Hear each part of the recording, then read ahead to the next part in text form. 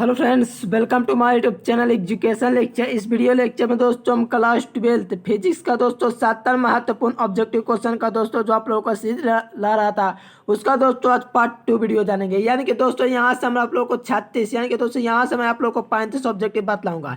यानी कि 35 35 70 यानी कि दोस्तों आप लोग को मैंने बोला था 70 ऑब्जेक्टिव आप लोग को न्यू पैटर्न पर बताएंगे, ठीक है ना। वीडियो ज़्यादा लंबी हो गई तो दोस्तों इसीलिए मैंने पार्ट 2 वीडियो बना दिया ताकि आप लोगों को भी दोस्तों समय का बचत हो और आप लोग दोस्तों बेहतरीन तरीके से एनर्जी के साथ क्लास कर पाए, ठीक है ना। तो चले दोस्तों वीडियो को स्टार्ट करते। उससे पहले दोस्तों चैनल पर पहली बार आए हो तो चैनल को सब्सक्राइब कर लीजिए, क्योंकि इस चैनल के माध्यम से हम आपको ऑल सब्जेक्ट की तैयारी करा रहे हैं। और दोस्तों जान लीजिए यह क्वेश्चन आम क्वेश्चन है, आप लोग एग्जाम में हर बार पूछे जाने वाले क्वेश्चन है, कोई सिंपल क्वेश्चन नहीं है दोस्तों। आप लोग ये बात ध्यान में रखना, क्योंकि सभी क्वेश्चन पहले से एग्जाम में पूछे गए हैं, जो कि आप लोगों को देख करके लग रहा है 2022 के लिए एकदम सभी क्वेश्चन इंपॉर्टेंट क्वेश्चन, गेस किया हुआ क्वेश्चन मान सकते हो।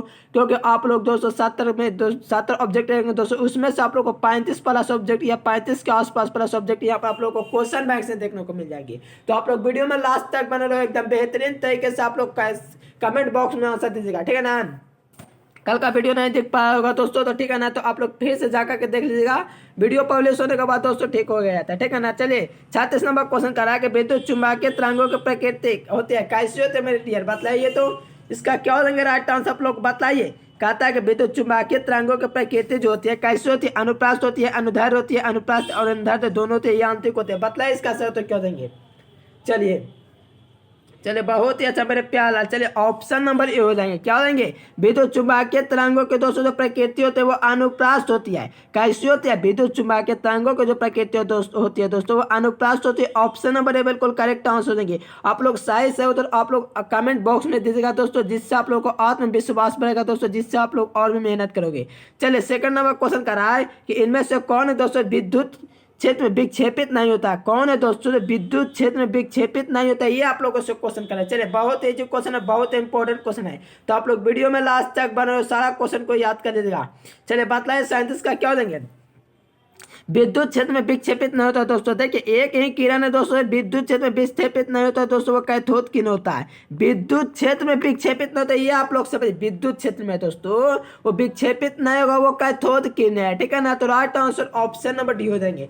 चलिए यह क्वेश्चन आप लोग को देखिए कब एग्जाम में पूछा गया, मैं आप लोग को एक बार रूबरू करा देता हूँ। ये देखिए 15 के एग्जाम 2015, 2017, 2019 और 2021, देखिए लगातार एग्जाम में यह क्वेश्चन आप लोगों को पूछा जा रहा है दोस्तों, एक साल बीच करके। हो सके तो आप लोग को डायरेक्ट ये 2022 में भी क्वेश्चन देखने को मिल सकता है, तो आप लोग इस क्वेश्चन को कवर कर लीजिएगा। कहता है कि विद्युत चुंबकीय तरंगों के संचरण की दिशा कैसी होती है।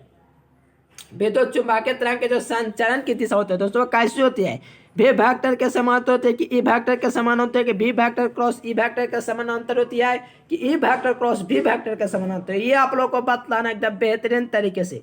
चलिए बहुत ही अच्छा मेरे प्यारे लाल, देखिए एकदम बहुत ही अच्छा answer E vector cross B vector होता है दोस्तों। ई वेक्टर होता है, ये आप लोग इतने ही ध्यान रखो, ई वेक्टर से स्टार्ट होता है, बस इतने में आप लोग गर्दा छुड़ा दोगे। क्या हो देंगे, E vector cross B vector के समानांतर होते हैं विद्युत चुंबकीय तरंग के संचरण की दिशा, ठीक है ना। तो right answer option number A बिल्कुल करेक्ट आंसर हो जाएगा। चलिए सॉरी ऑप्शन नंबर डी है, ठीक है ना। चलिए नेक्स्ट क्वेश्चन, बीटा किरण विक्षेपित होते हैं दोस्तों। बीटा किरण कहाँ विक्षेपित होते हैं, बहुत ही इजी क्वेश्चन है। चलिए बतलाइए दोस्तों क्या देंगे इसका सही होता है, बीटा किरण विक्षेपित होती है। चलिए देखिए दोस्तों इसका सही उत्तर की बात करें तो ऑप्शन नंबर डी हो जाएंगे, ठीक है ना। क्यों, तो बीटा किरणें विक्षेपित होते हैं दोस्तों, बीटा किरणें बोल रही है तो विद्युत और चुंबकीय क्षेत्र दोनों में विक्षेपित होते हैं। ऑप्शन नंबर ए बिल्कुल गलत है, बी भी बिल्कुल गलत है, सी भी तो महा गलती है, ठीक है ना। डी ऑप्शन बिल्कुल सही हो जाएंगे दोस्तों, विद्युतीय क्षेत्र तथा चुंबकीय क्षेत्र में, यानी कि right answer option number D हो जाएंगे। चलिए नेक्स्ट क्वेश्चन, चलिए आप लोगों के लिए दोस्तों 40 नंबर क्वेश्चन का रहा है कि श्वेत प्रकाश एक दोस्तों क्या है, एक स्पंज आवासी, ठीक है, स्पंज आवास शीशे के एक स्लैब अविलंब पर आपतित होते हैं दोस्तों, आपतित होते हैं, ठीक है ना। तो स्लैब से गमन के पश्चात सबसे पहले कौन सा रंग बाहर निकलेगा। चलिए कौन सा रंग सबसे पहले बाहर निकलेगा ये आप लोगों को बतलाना है। तो चलिए लाल रंग होगा। क्यों, तो देखिए श्वेत प्रकाश एक दोस्तों स्पंद हवा से, ठीक है ना, शीशे के एक स्लैब में प्रवेश करेगा दोस्तों, तो अभिलंब पर क्या होगा, आपतित हो जाएगा। तो दोस्तों इसका जो पश्चात होगा सबसे कम जो रंग बाहर निकलेगा वो लाल हो जाएंगे। Right answer option number D. चलिए नेक्स्ट क्वेश्चन, चलिए, ये आप लोगों का क्वेश्चन बहुत बार एग्जाम में पूछा हुआ, तो इस क्वेश्चन को नजरअंदाज मत कीजिएगा, क्योंकि ऑप्टिक्स का क्वेश्चन है, ऑप्टिक्स से सबसे ज्यादा ऑब्जेक्टिव पूछे जाते हैं। तो आप लोग बताइए, कहता है मृग मरीचिका का कान क्या है। चलिए, मृग मरीचिका का कान क्या, अपवर्तन और पूर्ण आंतरिक परिवर्तन के विवर्तन के प्रकीर्णन के व्यतिकरण। सब लोग बताइए माय डियर, सभी स्टूडेंट कमेंट करेंगे, ठीक है ना। चलिए दोस्तों, मृग मरीचिका का जो कान है दोस्तों अपवर्तन है, ठीक है ना, अपवर्तन और दोस्तों क्या, तो पूर्ण आंतरिक परिवर्तन, यानी कि संपूर्ण आंतरिक परिवर्तन भी देगा दोस्तों, कोई दिक्कत की बात नहीं, आप लोग को दिक्कत नहीं होना चाहिए। संपूर्ण का ये या पूर्ण का ये संपूर्ण का ये। Right answer option number A हो जाएंगे अपवर्तन और पूर्ण आंतरिक परिवर्तन। मृग मरीचिका का कान क्या है, तो अपवर्तन और पूर्ण आंतरिक परिवर्तन। सो यहाँ पर right answer option number A बिल्कुल सही उत्तर देंगे डियर, ठीक है ना। वीडियो को लाइक कर दो दीजिए, ठीक है ना। आप लोग को एकदम बेहतरीन तरीके से लास्ट तक तैयारी करे रहते रहेंगे, आप लोग एग्जाम तक बने रहो, एकदम बेहतरीन करवा देंगे। चलिए, समतल दर्पण की वक्रता त्रिज्या होती है, समतल दर्पण की वक्रता त्रिज्या दोस्तों क्या होता है, अनंत होती है, शून्य होते हैं 5 सेंटीमीटर की -5 सेंटीमीटर। चलिए बताइए, चलिए बहुत ही अच्छा मेरे प्यारे लाल, समतल दर्पण की जो वक्रता त्रिज्या होती है कितनी होती है, इन्फिनिटिव अनंत होती है दोस्तों। क्या होती है, यानी कि दोस्तों इनका जो समतल दर्पण की जो वक्रता त्रिज्या होती है, ठीक है, समतल दर्पण, समतल से समझ लो अनंत, बस इतना ध्यान में रखोगे तो आप लोग को ध्यान में आ जाएगा। समतल दर्पण की जो वक्रता त्रिज्या होती है वो अनंत होती है, जो कि ऑप्शन नंबर ए में है, जो कि इसका करेक्ट आंसर देंगे। चलिए नेक्स्ट क्वेश्चन, चलिए कह रहा है दोस्तों, क्या कह रहा है, कहता है निम्नलिखित में से किसका अपवर्तनांक सबसे अधिक, देखिए अपवर्तनांक की बात आ गया, वो भी सबसे अधिक अपवर्तनांक किसका होता है। तो देखिए दोस्तों, आप लोग ध्यान रखना, हीरा का सबसे ज्यादा अपवर्तनांक होता है 2.42 होता है। कितना होता है दोस्तों, 2.42 होता है हीरा का अपवर्तनांक। देखिए कौन सा ऑप्शन में दिएगा, ऑप्शन नंबर ए बिल्कुल गलत, ऑप्शन नंबर बी भी गलत, ऑप्शन नंबर सी भी गलत। सो यहाँ पर राइट आंसर की बात करें ऑप्शन नंबर डी हो जाएंगे, क्योंकि दोस्तों सबसे ज्यादा जो अपवर्तनांक होता है वो हीरा का होता है, ठीक है ना। तो right answer option number D हो जाएंगे। चलिए आप लोग ऐसे ही कमेंट करते रहो दोस्तों, एकदम बेहतरीन तरीके से सारे क्वेश्चन आप लोग कवर करते जाइए। चलिए, प्रकाश का वेग महत्तम होता है, बताइए प्रकाश का वेग महत्तम होता है किसमें, हवा में होता है, शीशा में होता है, पानी में होता है, निर्वात में होता है। 4 ऑप्शन दिए गए आपके पास, आप लोग को सेलेक्ट करके इसका आंसर बतलाना है। चलिए, प्रकाश का जो वेग होता है दोस्तों, ठीक है ना, महत्तम जो होता है वो निर्वात में होता है। प्रकाश का वेग दोस्तों, ठीक है ना, प्रकाश का वेग जो सबसे महत्तम होता है दोस्तों निर्वात में होता है। ध्यान रखना, प्रकाश का क्या, प्रकाश का जो वेग होता है दोस्तों सबसे जो महत्तम होता है वो निर्वात में होता है। सो यहाँ पर ऑप्शन नंबर डी हो जाएंगे। चलिए, खगोलीय दूरदर्शी में अंतिम प्रतिबिंब क्या होता है, बतलाइए तो दोस्तों। खगोलीय दूरदर्शी में अंतिम प्रतिबिंब कैसा होता है, बताइए। एकदम बहुत इंपॉर्टेंट क्वेश्चन आपके एग्जाम के लिए, एकदम बहुत इंपॉर्टेंट है। यहाँ से 3 नंबर ऑब्जेक्टिव क्लियर कर दीजिए, एक वीडियो को लाइक कर दीजिए, एक वीडियो को लाइक कर दीजिए, यहाँ पर आप लोग को 4 नंबर ऑब्जेक्टिव क्लियर हो जाएंगे। कैसे, जो आप देखिए कह रहा है क्या, खगोलीय दूरदर्शी और सरल जिसमें दोस्तों तो काल्पनिक और सीधा होता है, ठीक है ना, लेकिन खगोलीय दूरदर्शी बोल रहा है, तो खगोलीय दूरदर्शी में दोस्तों आभासी, ठीक है ना, या काल्पनिक एवं उल्टा। बात समझ में आया कि नहीं दोस्तों, खगोलीय दूरदर्शी बोल रहा है, आभासी का ये काल्पनिक का ये, बात बराबर कीजिए, ठीक है ना। आभासी, ठीक है ना दोस्तों, आभासी व या उल्टा, ठीक है ना। कैसा प्रतिबिंब बनता है माय डियर, पता है, खगोलीय दूरदर्शी। ये आप लोग को लगता है सेंटअप में पूछा हुआ क्वेश्चन है, कुछ मुझे याद आ रहा है, सेंटअप में यह क्वेश्चन मैंने आप लोग को दिखा है, ठीक है ना। खगोलीय दूरदर्शी में अंतिम प्रतिबिंब जो होता है वो आभासी और उल्टा होता है। कैसा होता है डियर, आभासी और उल्टा होता है। वहीं आप लोग को सरल सूक्ष्मदर्शी की बात करेगा ना, तो आप लोग को ध्यान रखना काल्पनिक और सीधा होता है। बात समझ में आ रहा है कि ना दोस्तों, यहाँ तक क्लियर करोगे तो आप लोग को 4 ऑब्जेक्टिव क्लियर हो जाएगा। वो कैसे होंगे मैं आप लोग को बेहतरीन तरीके से एक वीडियो में बतला दूंगा, क्योंकि चारों को एक जगह इकट्ठा कर लेंगे, एक क्वेश्चन तो एकदम पक्का वहाँ से पकड़ लेंगे, ठीक है ना। चलिए पक्का दोस्तों, यार देखिए कहता है कि एक दीर्घ दृष्टि दूर वाले व्यक्ति, देखिए एकदम इंपॉर्टेंट को कैसे याद रख पाएंगे दोस्तों, दीर्घ दृष्टि बोल रहे हैं, यानी कि दूर दृष्टि, ठीक है ना। जहाँ पे दूर दृष्टि की दोस्तों आवश्यकता होती है, दूर दृष्टि यानी कि सबसे दूर, यानी कि दीर्घ माने बहुत दूर हो गया दोस्तों, व्यक्ति को आवश्यकता होती है उत्तल लेंस की होती है। अगर निकट की बात करेगा ना दोस्तों, देखिए निकट की बात करेगा ना, निकट की, तो आप लोग को ध्यान रखना अवतल हो जाएंगे। बात को समझिए डियर, ठीक है ना। दीर्घ दृष्टि यानी कि उत्तल लेंस, दीर्घ दृष्टि मतलब उत्तल लेंस दोस्तों, एकदम बेहतरीन तरीके समझिए। दीर्घ दृष्टि के लिए उत्तल लेंस, ठीक है ना। दीर्घ मतलब बड़ा दोस्तों, उत्तर यहाँ पर दोस्तों लेंस का प्रयोग होता है। वही बात करें दोस्तों किसका, अगर दोस्तों निकट दृष्टि की बात करेंगे ना तो क्या हो जाएगा, क्या हो जाएंगे, अवतल लेंस हो जाएंगे निकट दृष्टि दोस्त के लिए। आप लोग आशा एकदम बेहतरीन तरीके से कवर कर पाएंगे, क्योंकि आपको बोर्ड एग्जाम में पक्का ये हर साल ये क्वेश्चन पूछा जा रहा है। तो आप लोग को एकदम आप लोग का फर्ज बनता है दोस्तों, चैनल को सब्सक्राइब नहीं किया तो देर मत कीजिए। जब देर कर दोगे दोस्तों तभी देर हो सकता है जब मैं आप लोगों को आंसर की प्रोवाइड कराऊंगा, यानी कि जब आप लोग एग्जाम दे कराओगे दोस्तों तो वहां से मैक्सिमम क्वेश्चन आप लोग को यहाँ से देखने को मिलेगा, क्योंकि आप लोग को सेंटर एग्जाम में ऑलरेडी पहले से आप लोग को यहाँ से क्वेश्चन देखने को मिला है एकदम बिल्कुल आप लोग को क्वेश्चन देखने को मिलेगा। तो आप लोग चैनल को सब्सक्राइब करें, देर मत कीजिए, मैं यही करना चाहूंगा। चलिए, प्रकाश की एक किरण, ठीक है, प्रकाश का किरण दोस्तों, किरण स्लैब ग्लास में, किरण स्लैब में प्रवेश करता है। जब प्रकाश की किरण स्लैब में प्रवेश करता है तो इसका जो तरंगदैर्घ्य है दोस्तों, ठीक है ना, इसका जो तरंगदैर्घ्य है उस पर क्या इफेक्ट करता है, डिक्रीज कर देता है, इंक्रीज कर देता है, कि अपवर्तित रहता है, कि आंकड़े पूर्ण नहीं है। बताइए इसका सही उत्तर क्या हो देंगे।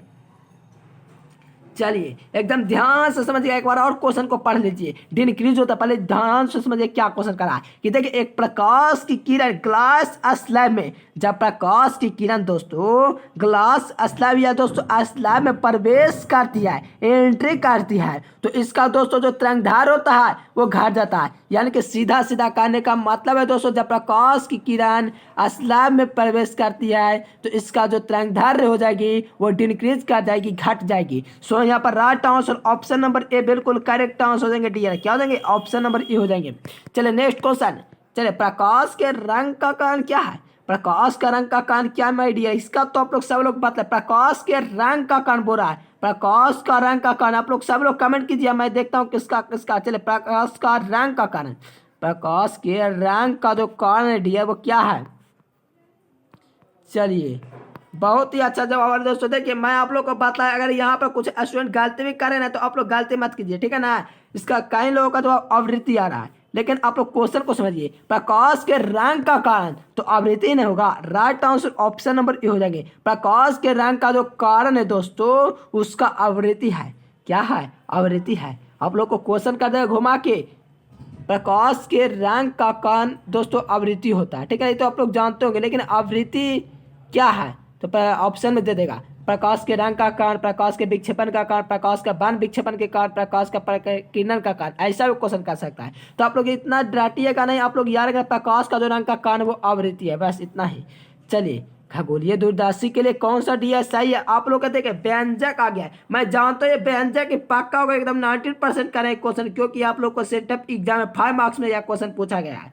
देख लेते हैं क्वेश्चन को, ठीक है ना, तो देखते हैं क्या ऑप्शन दिया गया। चलिए, क्या क्वेश्चन 49 नंबर का, ठीक है ना। ये आप लोग को क्वेश्चन भले ही आसान लग रहा है, लेकिन यह क्वेश्चन आपके बोर्ड एग्जाम के लिए बहुत इंपॉर्टेंट है, ठीक है ना। कहता है खगोलीय दूरदर्शी के लिए निम्नलिखित में से कौन सही है, ठीक है ना। खगोलीय दूरदर्शी के लिए निम्नलिखित में से कौन सा दोस्तों जो कंडीशन है वो सही है, आप लोग को यह बताना। आप लोग कमेंट कीजिए कौन सा आंसर आप लोग को सही लगता है।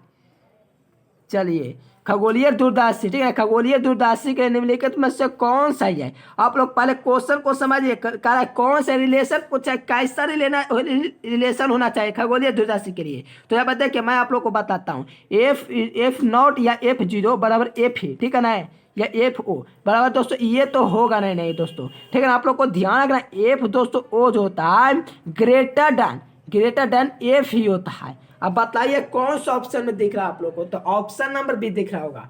क्या दिख रहा है दोस्तों, आप लोग को ऑप्शन नंबर बी दिख रहा होगा। चलिए, ऑप्शन नंबर बी बिल्कुल सही उत्तर हो जाएंगे। चलिए नेक्स्ट क्वेश्चन दिया।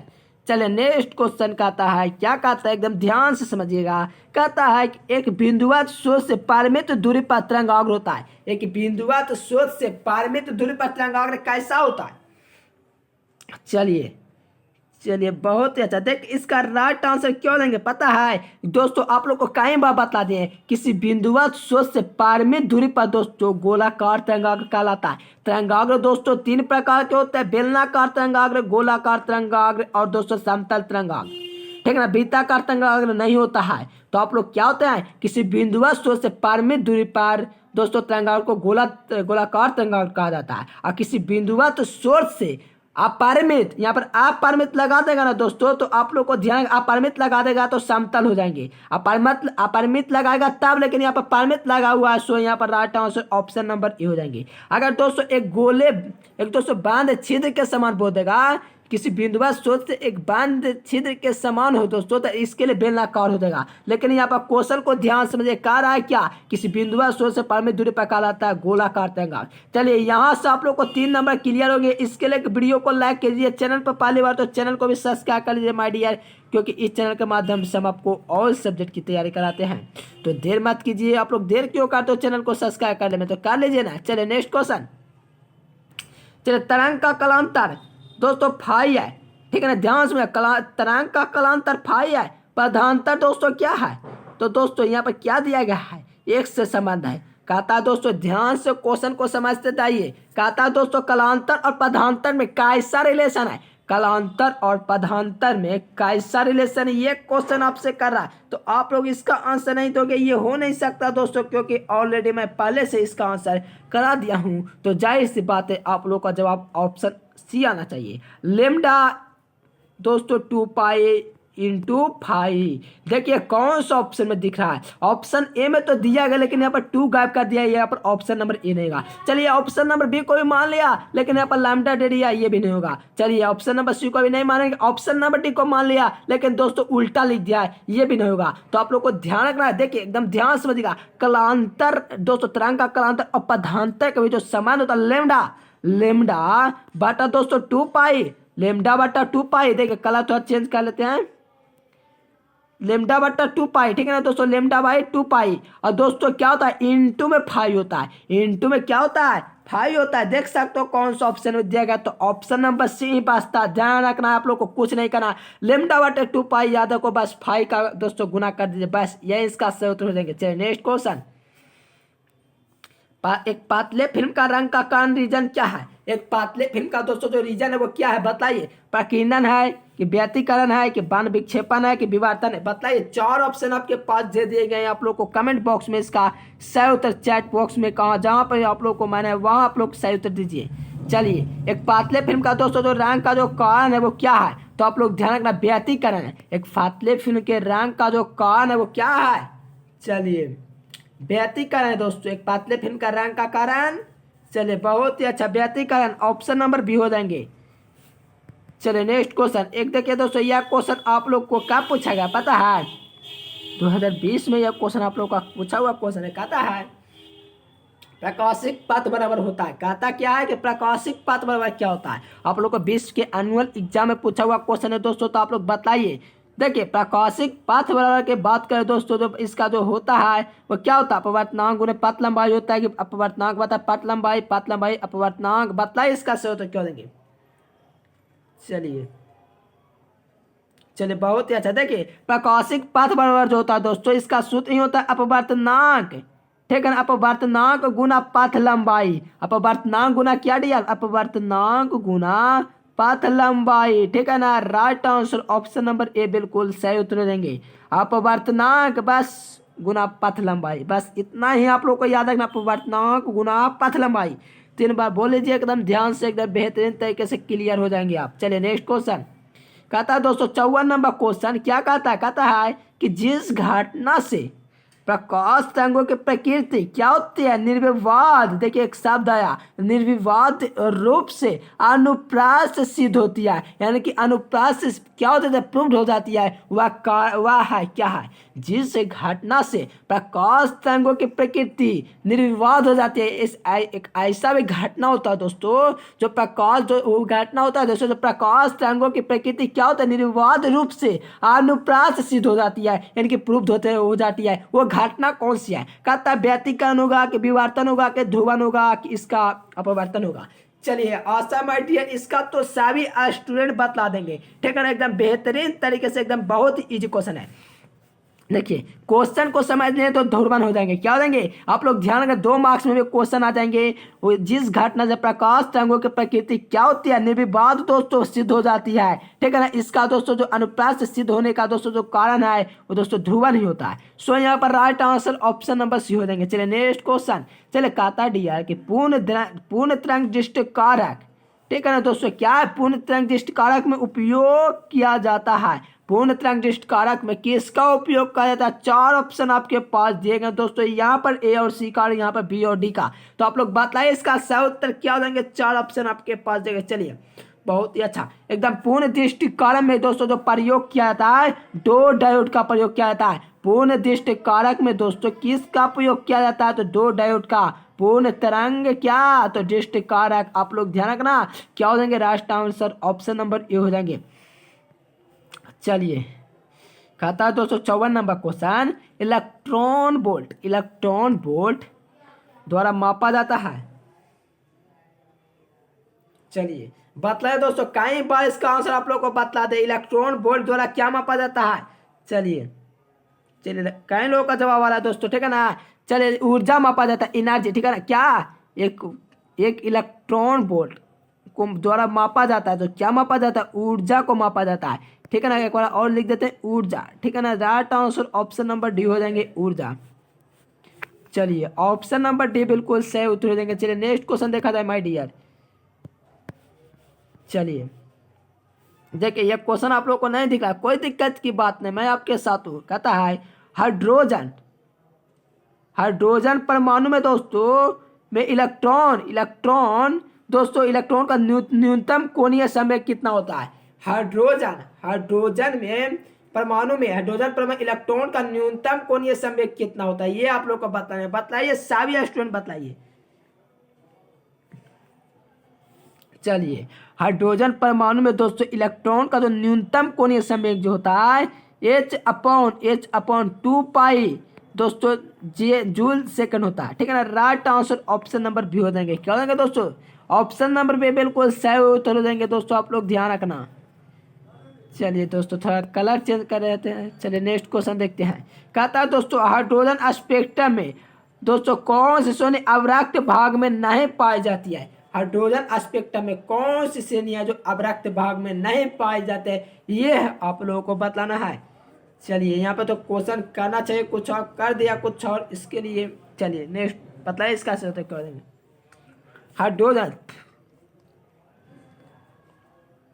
हाइड्रोजन स्पेक्ट्रम की कौन सी श्रेणी अवरक्त भाग में क्या है, नहीं पाती है।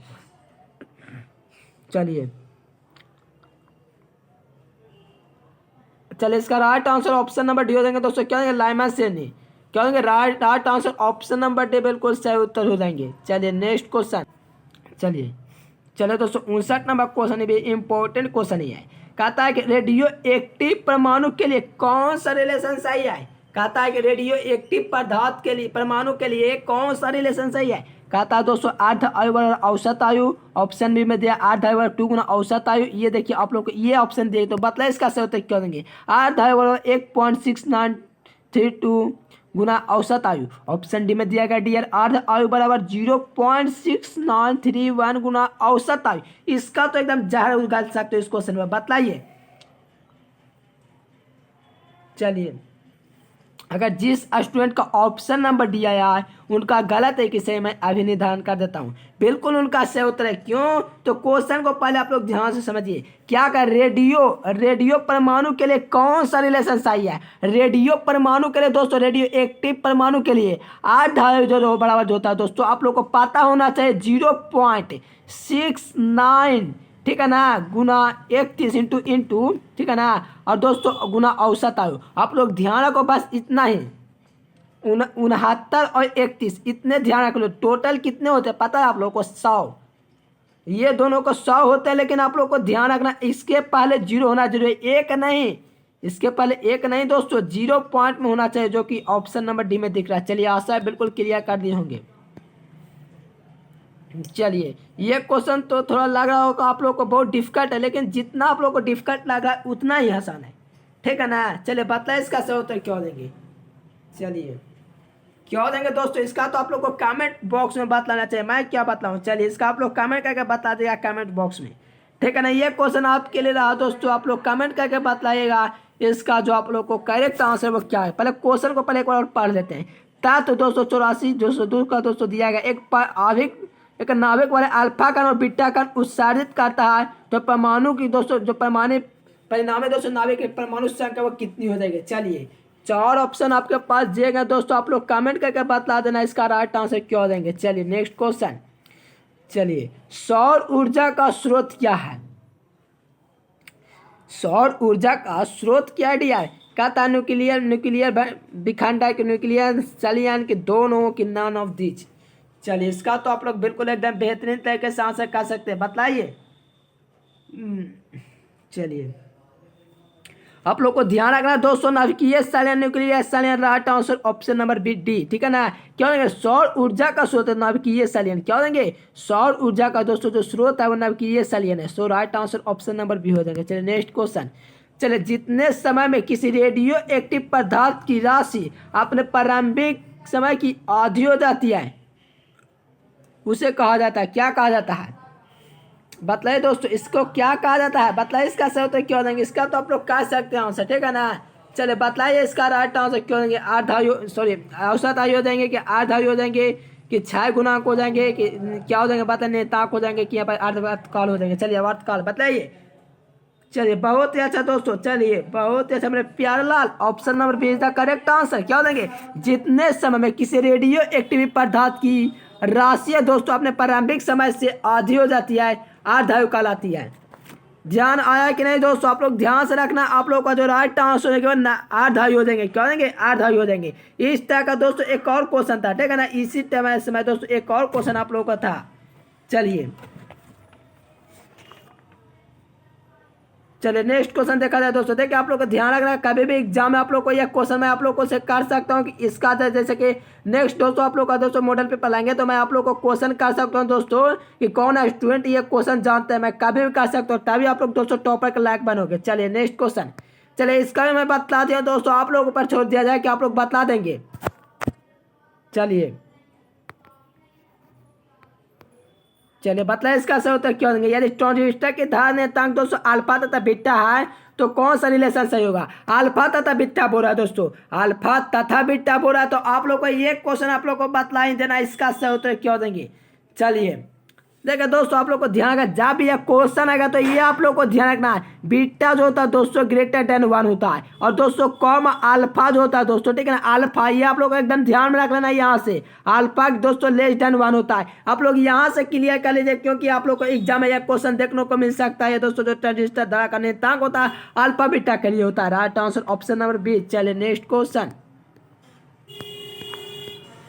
चलिए दोस्तों 64 नंबर क्वेश्चन था। चलिए ये था कि आप लोग को सेंटर एग्जाम में क्वेश्चन आया था, कहता है कि दिया गया दोस्तों चित्र में लॉजिक गेट निम्नलिखित में से कौन सा प्रदर्शित करता है। आप लोग को एक बात ध्यान में रखना है, एकदम बेहतरीन तरीके से आप लोग को पकड़ बनाना है। तो यहाँ पर से आप लोग को 4 नंबर क्लियर है, इसके लिए वीडियो को लाइक कर दीजिए। चलिए देखिए क्वेश्चन को समझिए, कहता क्या है कहना क्या है। देखिए एंड गेट सुनते हैं ना दोस्तों, एंड गेट बस इतना ही याद आप लोग रखें। एंड गेट अंतिम में क्या है डी आया, अंतिम में क्या आया दोस्तों एंड AND डी का आकार ले रहा है कि नहीं, ले रहा है कि नहीं दोस्तों। आप लोग पहले आंसर मत लगाएं, पहले क्वेश्चन को समझिए। डी का आकार ले रहा है कि नहीं, बिल्कुल ले रहा है। बस इतना ही तो काम था दोस्तों।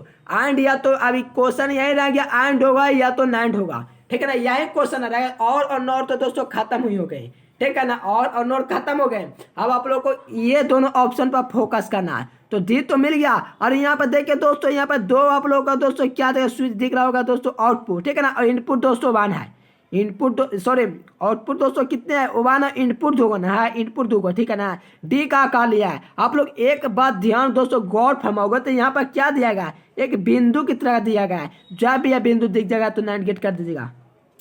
चलिए ऑप्शन नंबर सी हो देंगे। चलिए नेक्स्ट क्वेश्चन। देखिए इसका आप लोग का धीरे तुल्यांक निकालना है दोस्तों। इसका तो आप लोग कर नहीं सकते, इसको तो मैं कई बार आप लोग को सॉल्यूशन करके बताती हूँ दोस्तों। अगर नहीं चाहते तो कर लीजिए इस तरह से। इस पर आप लोग को दोस्तों भागफल को लिखना है, इस तरह से करते जाओगे दोस्तों तो आप लोग को 2 यहाँ पर 1 प्राप्त हो जाएंगे। यहाँ पर लगाओ दोस्तों कितना मरतबा 12 मरतबा लगा, सॉरी यहाँ पर 2 ना लगेगा, 2 से करोगे दोस्तों तो ऐसे करोगे दोस्तों तो आप लोग को 12, ऐसे करते करते आप लोग का जो राइट आंसर होंगे दोस्तों आप लोग क्या देख लेगा। कुछ नहीं कर दो, भागफल को इस टाइप लिखना है दोस्तों, यानी कि शेषफल को इस टाइप लिखना है और भागफल को इस टाइप, ठीक है ना। तो आप लोग क्या लीजिएगा दोस्तों, इसका जो राइट आंसर हो जाएंगे वो आप लोग का जो right answer option number C आ जाएंगे, ठीक है ना। 1 1 0 0 0 1 आ जाएंगे जो कि ऑप्शन नंबर सी में दिख रहा है दोस्तों। आप लोग सोल्यूशन करके देखना, अगर नहीं करना हो तो दोस्तों तो कमेंट कीजिएगा, इसके लिए एक बेहतरीन वीडियो लाया जाएगा। चलिए